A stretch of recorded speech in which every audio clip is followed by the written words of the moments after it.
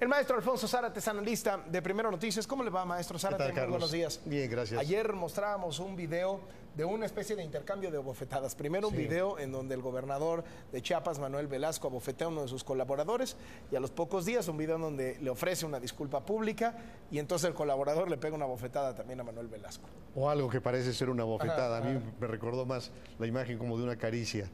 Pero bueno, es interesante decir lo siguiente. En primer lugar, que me parece absolutamente inadmisible, vergonzoso, el que un gobernador pueda hacer lo que hace el gobernador Manuel Velasco Coello.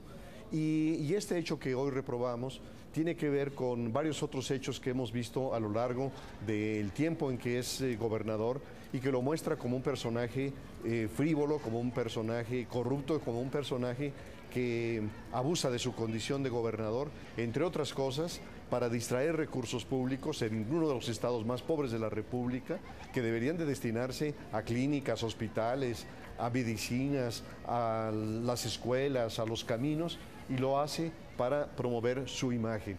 Me parece que esto es algo muy reprobable.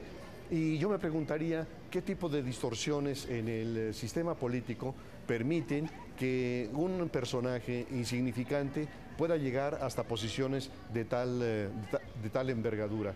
Y creo que lamentablemente los ejemplos de excesos del poder de los gobernadores han estado acompañando la historia de nuestro país. Hay que recordar que después de la lucha armada, muchos de los jefes militares de la revolución devinieron caciques. Es el caso de Gonzalo N. Santos en San Luis Potosí, o de Maximino Ávila Camacho en el estado de Puebla, para mencionar algunos que son muy reconocidos y cuyas historias están en películas, en novelas, en la memoria colectiva. En el caso de Maximino en Puebla, por ejemplo, se mencionan historias de cómo terminaban las huelgas.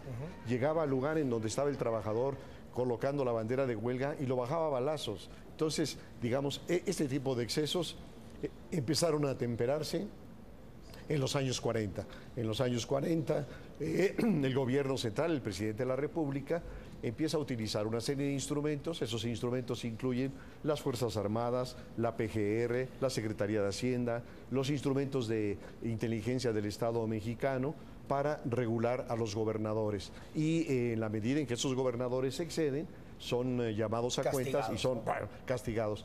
Pero luego viene la alternancia en el año 2000. Y en la alternancia en el año 2000, la incompetencia de Fox y de los supergerentes vuelve a permitir un rebrote de los excesos de los gobernadores. Y entonces nos encontramos algo de lo que tenemos el día de hoy, de gobernadores que dominan como virreyes, como los Moreira en el estado de Coahuila, o como Fidel Herrera y Duarte en el caso de Veracruz, o como los Figueroa en el caso de Guerrero. Me parece que todo esto, entre otras cosas, nos habla de las distorsiones de nuestra precaria democracia. Y creo también que hay otro ingrediente que está generando estos hechos, y es que finalmente en los últimos años el voto empezó a contar en México. Es decir, en los últimos años la competencia electoral es una competencia real, y entonces en México, como en otras partes del mundo, los partidos buscan a candidatos telegénicos, a candidatos que hagan clic con el elector, que parezca que por eso van a poder ganar las elecciones, y ese es el caso que permite cosas como que muchos de los políticos, los vemos en el caso de los jefes delegacionales, de los diputados, que gastan enormes cantidades para promover su imagen, porque la popularidad es un ingrediente para las candidaturas.